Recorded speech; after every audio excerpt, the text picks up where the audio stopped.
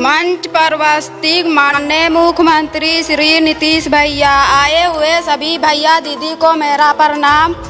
मेरा नाम समुद्री देवी है और गांव बसबिट्ठा है, पंचायत रिफातपुर, थाना पीरपैंती, प्रखंड पीरपैंती, जिला भागलपुर की रहने वाले हैं। मैं महादेव जीविका समूह की सदस्य हूँ। मैं कल्याणी भीओ की सदस्य हूँ।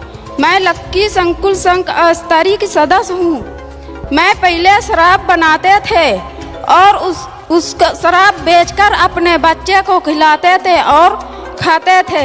अचानक शराब बंद होने के बाद मेरा स्थिति बहुत खराब हो गया था।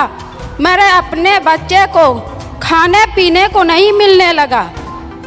मैं एक दिन उदास के जैसा बैठे थे तो 3 दीदी शर्फी दीदी ने आई और हमको पूछी, दीदी आप उदास क्यों बैठी है? मैं बोला, दीदी हम पहले शराब बनाते थे और उसी से हम अपने बच्चे को खिलाते थे। शराब बंद होने के बाद दीदी हमको खाने पीने को नहीं मिल रहा है। देखो दीदी हम कैसे अपने बच्चे को खिलाएं और रखेंगी। दीदी ने हमको बोला, दीदी आप टेंशन नहीं लीजिएगा, आपको कोई रोजगार दिया जाएगा, आप कर सकिएगा। मैं बोला, दीदी हाँ दीदी हमको कोई रोजगार दीजिएगा, हम कर सकते हैं। दीदी ने हमको नाम लिख कर ले गई और जब जीविका का बैठक हुआ तो दीदी हमको बुलाई और पूछा। सभी दीदी जीविका का दीदी ने बोला, हाँ दीदी इसको अति सतत जीविकोपार्जन योजना से जुड़ी और जुड़ने के बाद सभी दीदी ने बोला कि हाँ हम लोग तो कमा के खा लेंगे, लेकिन इस दीदी को बहुत दिक्कत है। इस दीदी किसी का खेत में कमाने नहीं जाती है। तब दीदी ने हमको लिख कर ले गई और कुछ दिन के बाद हमको मेरपी भैया आया हमारे पास और पूछा, दीदी आप कौन सा बिजनेस कर सकती है? मैं बोला, भैया हमको किराने का दुकान चाहिए कि हम बैठे कर सकते हैं। भैया ने हमको खाता नंबर ले गया, आधार कार्ड का नंबर ले गया और कुछ दिन के बाद हमको 10,000 का चेक दिया घर बनाने के लिए और 20,000 का जीविका का दीदी भी मेरे साथ जाकर किराने का दुकान खरीदारी किया और खाने पीने के लिए 7,000 रुपये हमको मिला।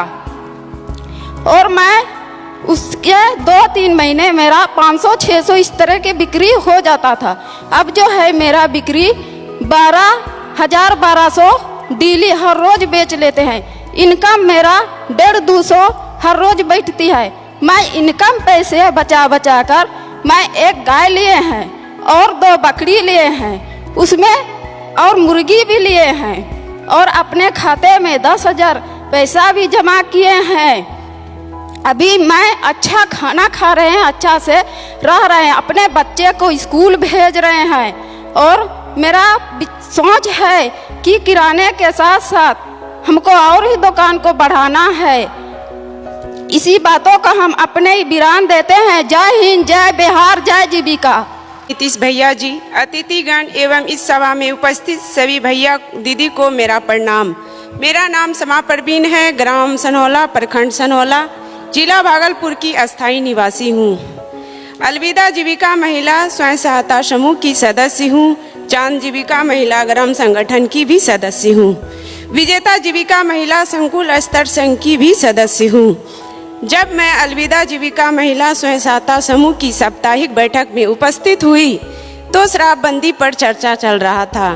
दीदी द्वारा बताया जा रहा था कि दीदी हमारे गांव के पास में एक शराब भट्टी लगाकर शराब का बिक्री कर रहे हैं और दीदी यह भी बताई कि शराब भट्टी की वजह से हमें बहुत परेशानियों का सामना करना पड़ रहा है। और दीदी का यह भी कहना था कि हमारे घर का जो आमदनी का हिस्सा है वो शराब में खर्च हो जाते हैं। हमारे पति शराब पीकर बीमार रह रहे हैं। स्वयं सहायता समूह की सभी दीदी ने मिलकर यह निर्णय लिया कि हम लोग जाकर शराब भट्टी पर उन्हें समझाएंगे। हम लोगों ने मिलकर शराब भट्टी पर गए और उन्हें समझाए। उन्होंने लड़ाई झगड़े किए और समूह की सभी दीदी ने मिलकर यह निर्णय लिया कि हम इस घटना को अपने ग्राम संगठन में रखेंगे। अगली बार जब चांद जीविका महिला ग्राम संगठन का बैठक हुआ तो इस चर्चा को रखा गया और ग्राम संगठन की सभी दीदी ने मिलकर यह निर्णय लिया कि हम प्रशासन की सहायता से इस शराब भट्टी को तोड़ेंगे। और ग्राम संगठन की 25-30 दीदी मिलकर पास के थाने में कंप्लेन किया और ग्राम संगठन के माध्यम से और प्रशासन के सहयोग से उस शराब भट्टी को तोड़ा गया और उन्हें पकड़कर जेल भी भेज दिया गया। इसके बाद हमारे गांव के आसपास का माहौल अच्छा हो गया एवं जीविका दीदी को भी प्रताड़ित होने से छुटकारा मिल गया। इसी के साथ मैं अपनी वाणी को विराम देती हूँ। जय हिंद, जय बिहार, जय जीविका। माननीय मुख्यमंत्री जी, नीतीश भैया, अतिथिगण एवं मेरे सभी भैया दीदी को मेरा प्रणाम। मेरा नाम एकता कुमारी शर्मा है, ग्राम सनहौला, पोस्ट सनहौला, जिला भागलपुर की मैं रहने वाली हूँ। यज्ञ जीविका स्वयं सहायता समूह की मैं सदस्य हूँ। सुरभि जीविका महिला ग्राम संगठन की मैं सदस्य हूँ। विजेता महिला ग्राम संकुल संघ के मैं सदस्य हूँ। एक बार हमारे गांव में जब स्वयं सहायता समूह की बैठक चल रही थी तो वहाँ पर एक दीदी आई और बोली कि हमें ऋण चाहिए। तो उससे पूछा गया, दीदी आपको ऋण क्यों चाहिए?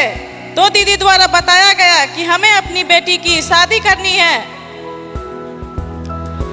तो उससे पूछा गया कि आपकी बेटी का कितना उम्र हो गया है जो आप शादी करने के लिए तैयार हो गए हैं? तो दीदी बताई, मेरी बेटी का अभी 16 साल हो रहा है। तो उसे हमारे समूह की दीदी के द्वारा बताया गया कि देखिए दीदी, आपकी बेटी अभी बहुत छोटी है, वो अभी लिखने पढ़ने और खेलने कूदने की उम्र है। आप इतनी कम उम्र में अपनी बेटी का शादी क्यों करना चाहती हैं?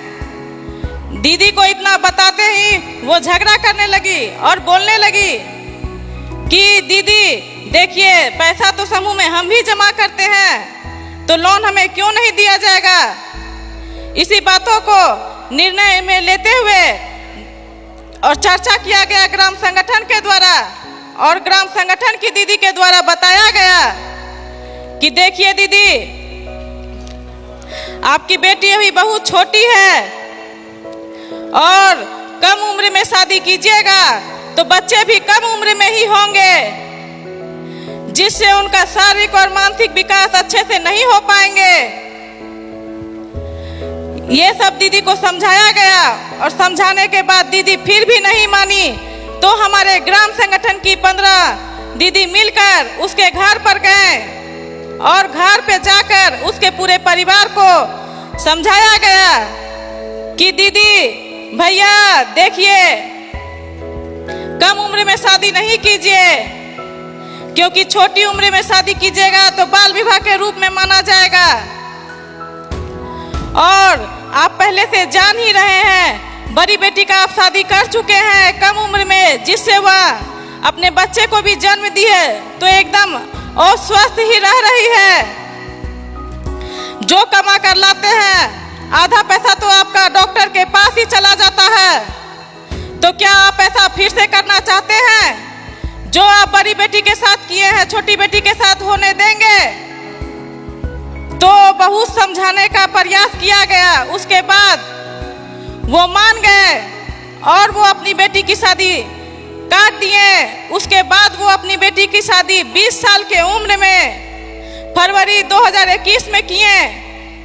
और जब वो दीदी आती है समूह में बैठक करने तो वो कहती है कि दीदी आप लोग के वजह से हम अपनी बेटी का बाल विवाह नहीं होने दिए हैं, और वो भी आप लोग के वजह से बिन दहेज का शादी हुआ है, और आप लोग के साथ मिलकर हम भी ये बाल विवाह को रोकेंगे और आपका इस काम में सहयोग करेंगे। इसी बातों के साथ मैं अपनी वाणी को विराम देती हूँ। जय हिंद, जय जीविका।